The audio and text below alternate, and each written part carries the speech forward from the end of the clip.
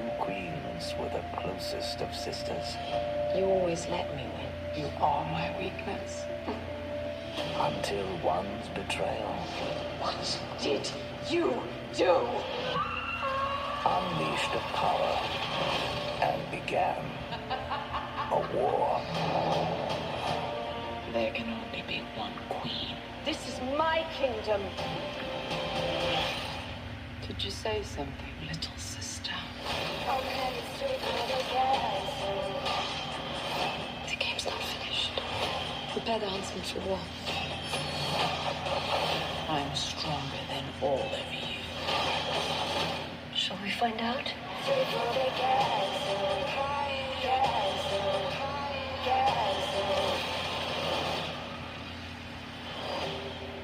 The story before Snow White. Did we really need to know the story before Snow White? Really? Welcome to Time About the Movies, everybody. It's another double week. We're covering 6 different movies released between April 22nd and April 29th.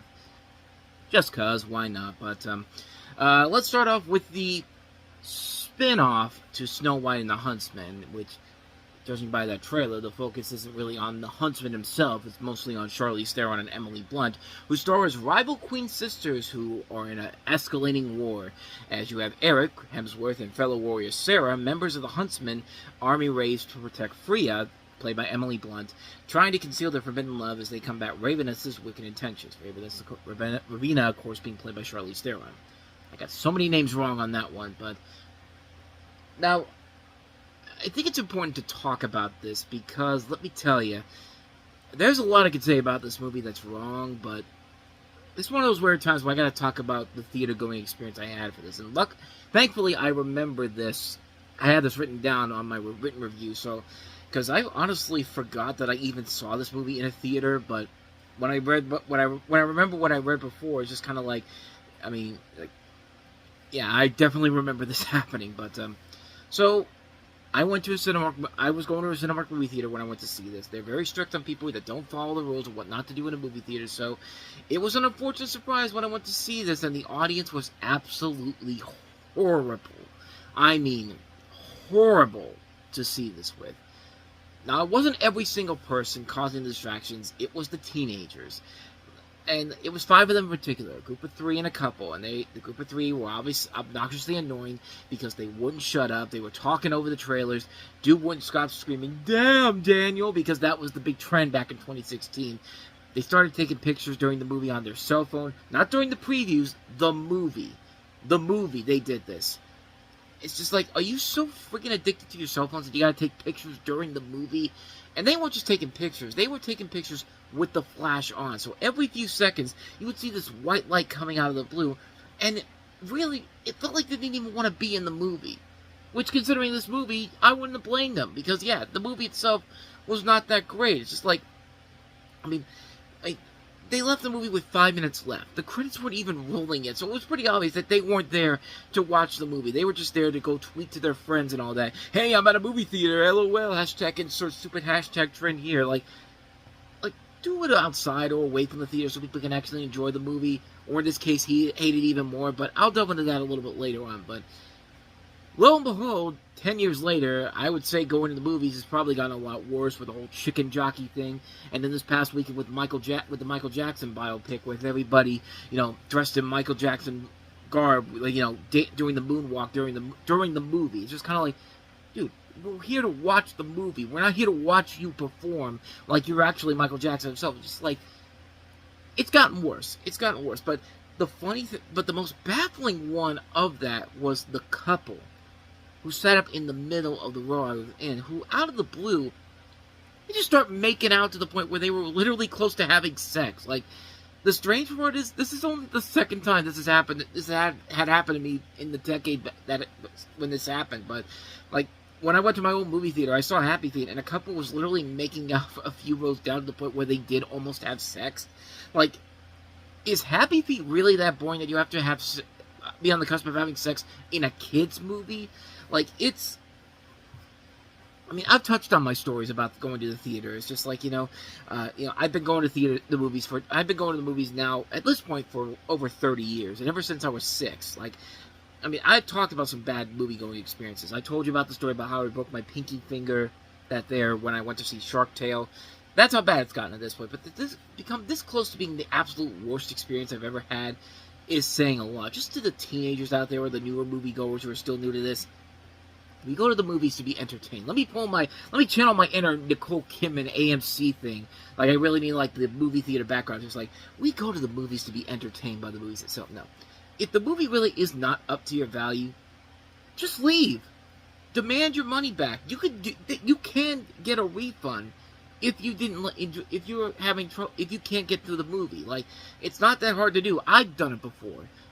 But don't make other people suffer because you find making out or taking pictures on your cell phone more interesting than the movie is. There's words for that. It's called being rude. It's called being obnoxious, which is what these people were.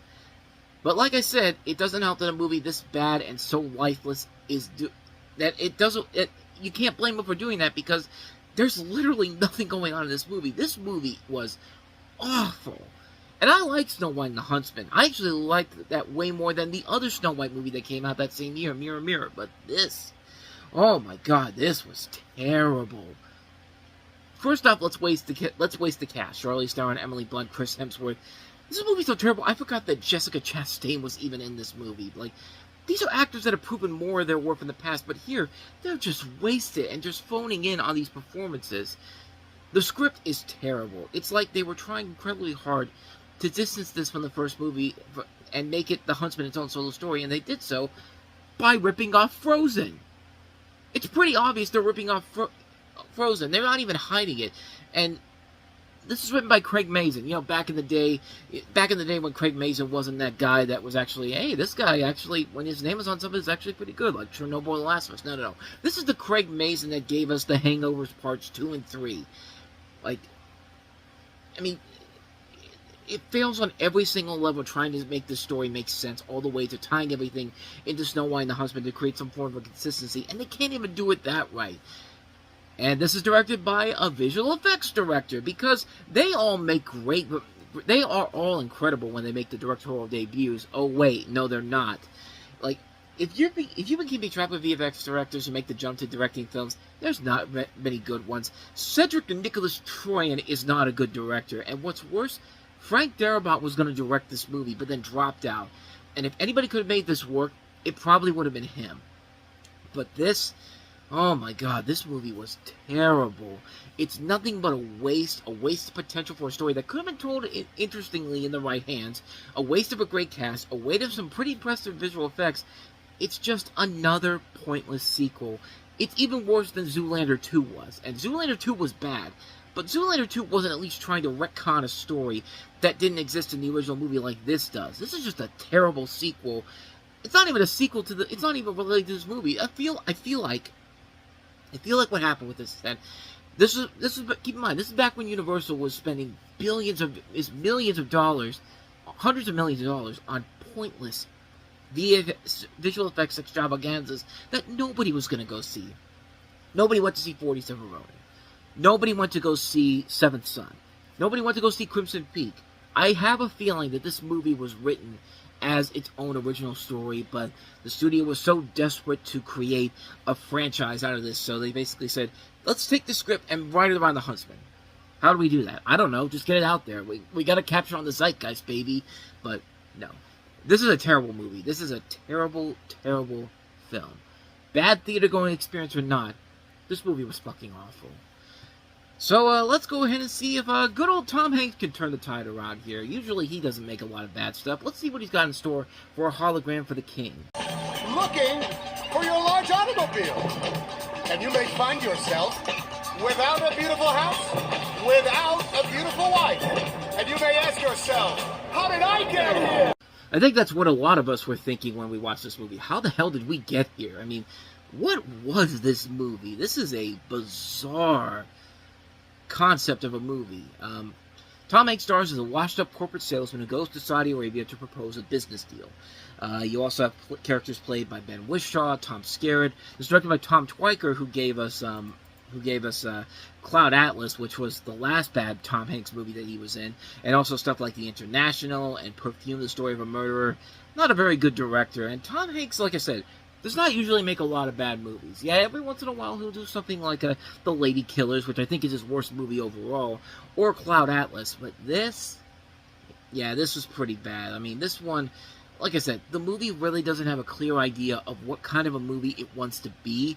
Like, it wants to be like, you think it's going to be like a straight-up drama with a little bit of comedy elements, but then you get stuff like that, what we just saw there. Like, none of this makes any sense whatsoever. The movie, I really don't feel like gave the indication that they were really trying to tell a story here. There's no real sense of a film that really feels like there's nothing that is like they don't have a clear indication of what the direction they were trying to go for is. And I mean, it's just not a good movie. It's just not an enjoyable film. I guess maybe it's trying to connect with the films that we've had in the last couple of months, like Our Brand is Crisis and Whiskey Tango Foxtrot, which Whiskey Tango Foxtrot is easily the best of those movies. This one, probably not as bad as Our Brand is Crisis. I would say this is probably right in the middle, but even then, this is not a very good movie. It's kind of a bland film overall, so yeah, take that for what you will. So let's go ahead and move on to the last film we have here. Kevin Spacey and Michael Shannon as President Nixon and Elvis Presley in Elvis and Nixon. November 21st, 1970, Nixon met with Elvis at the White House. Mr. President, Mr. Elvis Presley. Officially, they had a brief conversation. And you and me, we rose from nothing. But look where I am today. Look where you are. And then took this photo. The unofficial story is batshit insane. I would like to go undercover as a federal agent. I'm sorry, you want to what? Elvis and Nixon. What the good God is going on? Rated R. Second consecutive movie in a row where the actor is asking, what the hell are we even doing here? And surely you can ask that question here. What the hell are they doing with this movie? But then again, I wouldn't have been shocked by this had I realized that this director also did the infamous Saving Bikini Bottom, the Sandy Cheeks movie. That's right, this director did that movie, which was already weird on its own merits, so this one's not quite as weird, but still not a very good movie. So it's a story about, a meeting between the then president Richard Nixon and Elvis Presley on December 21st, 1970, where they take a picture and Elvis basically decides, I want to go and work for the FBI or CIA, one of those two. I can't remember from it, but that's it. That's the whole movie in general, and it's just kind of like, okay, I mean, there's an idea of a movie overall in here, but other than that, though, what's the point? I mean, what's the point of even doing a film like this? I guess if you want to see some really good performances by Kevin Spacey as Nixon and Shannon as Presley, there you go. It's in this movie. Cast also includes Alex Pettyfer, Johnny Knoxville, Colin Hanks, Evan Peters, Tate Donovan. But other than that, though, yeah, it's a movie that really does not have one iota of why it's even here. Like, it's a movie where maybe there could have been an idea for a movie here, maybe a fun movie in the same vein as like the Coen Brothers' Burn After Reading. But yeah, it just was not here in this movie. It's a very mixed bag of a movie where sometimes the acting works overall, but other than that, everything else is just kind of mediocre and bland and forgettable. But yeah, it's not a very good movie, not a very good film at all. So those are the films for April 22nd. Let's go ahead and move on to April 29th and start off with the biggest of those new releases, if you even want to call it that. The Jordan. I'm getting these names mixed up. Keegan-Michael Key and Jordan Peele, fresh off of Key and Peele, they're making their big screen debut with Keanu. We're in the market right now for like a gangster pet. You serious? We can't be in here like ourselves. We have to just act like bad boys. You alright?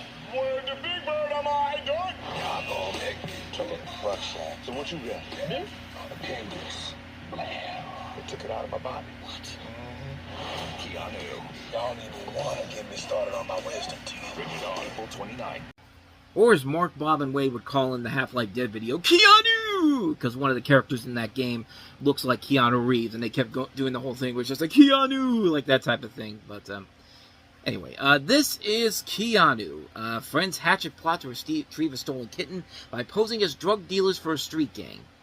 And as I mentioned, this is the first feature film to pair Key and Peele together after the success of their show on Comedy Central. And even though they've been movies beforehand and were both on Mad TV, this is the first movie that tries to prove their successful future for them as leading comedic film actors. And at least one of them we know is going to have great success in films later on. The other, So. I mean, it's not really his fault. He's not really given a whole lot to do in these other movies except to just be kind of like the side character in this. Which, judging by this movie, it's okay. It's not bad, it's not good, it's just okay. One thing right off the bat is that the main focus of the movie, the main marketing campaign for this film was essentially on the cat. I mean, the trailer literally takes time to show you this little kitten. And yeah, you think he's going to be all over the movie, but he's barely in this movie. I mean, to be fair, he's in it for a good amount, but he's not the main focus of the movie. The main focus is really on Key and Peele themselves. Not that that could be a bad thing, but the movie is supposed to be about the cat. It's all over the marketing for this, and yet the cat is the supporting character in this. It's like another Lorax, Tom and Jerry the movie scenario where the title character is relegated to a supporting role. But that's not bad enough when you realize that they use 7 different tabby cats for this movie, and the cats look radically different every time you see them. It's just like, where's the consistency here? But as far as Key and Peele's humor can go, when it fails miserably. Not only that, a lot of the bad humor focuses on just recurring jokes. Like the whole thing with George Michael seems completely pointless. A lot of the racial humor doesn't get the right laughs. It's not Get Hard bad. I mean, nothing could be as bad as Get Hard was. But the plot is supposed to be absurd and over the top, but this movie stretches the absurdity way too much, especially with the end. The last line before the credits is one of the most forced attempts to sequel bait I have ever heard in my life. It's that bad. But to the movie's credit, when the cat is on screen, it definitely steals the show. It's an adorable-looking cat, and really, nobody with a heart would say that a cat is not at least cute. And yeah, I just complained about the consistency of using the different cats, but as long as I get some enjoyment out of it, it's fine. I mean, the great comedic style of Key and Peele is still very prevalent here, and it does get a good laugh when the jokes fly. It may not be as great as I think they were expecting it to be, but, I mean, especially considering the great talent involved with it, but at least I did laugh enough to say I liked it. It's not a complete waste of my time, but I wish it could have been a whole lot better. As far as the movie goes, it's worth checking out as an early matinee showing, or waiting for its home release, or maybe if it comes on Comedy Central. I mean, I just want to see Key and Peele. I mean, I think Key and Peele could be really good comedic actors if you give them a better script to work with here. But here, it just didn't do it the way I think they wanted it to. So overall, not a bad movie, but certainly not as good as it could have been. So, with that said, let's go ahead and move on to, I mean, Keanu is definitely miles ahead of our next movie, which this comedy is just, oh man, Gary Marshall, your illustrious career has to end on Mother's Day. Her ex got remarried to like a 12-year-old. Tweet at me? You want to check in or anything? Did she just say tweet at me? Do you have kids? I went for a career, and that's what I have. It's just all this Mother's Day stuff, and I start thinking about how I haven't talked to Mom. Who shall I make it happen to? Your daughter. No matter what's happened between us, you're always my mother. How come you can't find a successful man like your sister did? Thank you. Mother's Day, rated PG-13. And seeing as how Mother's Day is literally about 3 weeks away by the time I'm recording this, actually, 26, second night. When is Mother's Day of 2026? 2 weeks. 2 weeks from now. Okay. One less week for me to figure out what to get my mother, but you know what would be a great Mother's Day gift? Not taking her to this abomination of a movie, because, yeah, this one, I mean, this isn't as offensively bad as New Year's Eve, but it's still got moments where it's just like, what the hell are you doing here? Just like, so it's an ensemble comedy, but this time instead of the massive star-powered cast that we're following in New Year's Eve, no, we're just relinquishing it down to 4 different people in general. Jennifer Aniston, Kate Hudson, Julia Roberts, and Jason Sudeikis. And all 4 of these people are going through different problems with their relationships, and one follows. I think Jennifer Aniston has her ex-husband, now married to a much younger woman played by Shay Mitchell from Pretty Little Liars. There's one where Kate Hudson's dating Asif Manvi from The Daily Show. And they're married, actually, and the parents have never seen him before. So the first time they see him, they think he's an immigrant, and somebody, because they're the conservatives that don't want to say they're racist, but their words say otherwise. But Jason Sudeikis is somebody who does not have a wife because she passed away. Julia Roberts is an author who finds out that she has a daughter. So, on paper, it doesn't seem like it should be that bad, but it's written in the same vein as New Year's Day and Valentine's Day. New Year's Eve and Valentine's Day. I mean, it's literally written as the same movie. The jokes, there's no jokes. There's nothing funny here. The jokes are not funny. You know, they have to make references. Like Margot Martindale plays Kate Hudson's mother in this, and you know when she finds out that Kate Hudson's is married to Asamadi, she's just like, "Oh, we on the Jerry Springer show?" It's just like why? Like why is it that these movies fail miserably to appeal to people that actually know what comedy is? Like, this is just terrible. This is a really bad movie, and it's stupid. It's not funny. It's another movie that wastes a lot of really good talent, and it's just not a good film. Like, it's a bad movie, and it's bad for Gary Marshall's career. The guy that started his career off making great movies like Nothing in Common, Overboard, Beaches, Pretty Woman, even stuff that I'm not the biggest fan of, like the Princess Diary movies. They're still a hell of a lot better than whatever this garbage is. I mean, for his career to end with 4 bad movies in a row, well, 5 if you want to, actually 6 bad movies. Raising Helen was not that great. Neither was Princess Diaries 2. Neither was Georgia Rules. So, I mean, yeah, talk about a way to end your a terrible end to your illustrious career, man. I mean, this guy was a great entertainer overall, but man, he was slumming it at the end. And this was the prime example of him just going, like, the fact that this is the thing that ended his career on. And not only that, this is the last thing Penny Marshall did before she died 2 years later. So yeah, not the greatest way to go out for both of them, so. That's all I got to say about this film, Mother's Day. So let's see if we can try to end the week on a much better note, end the show on a much better note here. Let's take a look at Ratchet and Clank.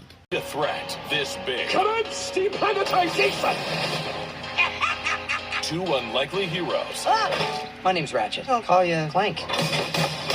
will need courage, I'm going in. power, and friendship. I find this arrangement slightly embarrassing. Whoa! On April 29th. All right, pal. You ready? You're the galaxy's biggest joke!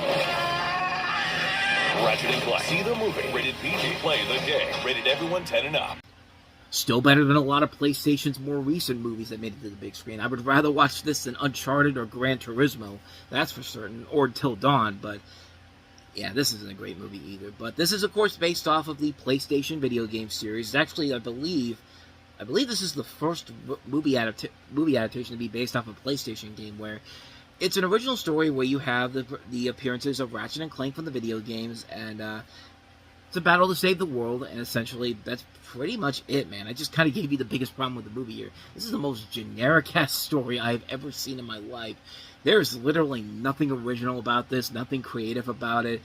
But like I said, it's at least trying more than some of the other PlayStation films did.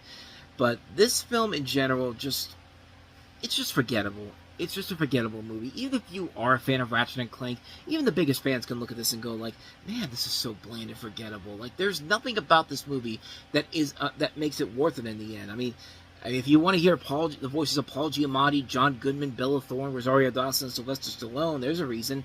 But yeah, it just isn't worth it, man. It's a movie where, here's the thing.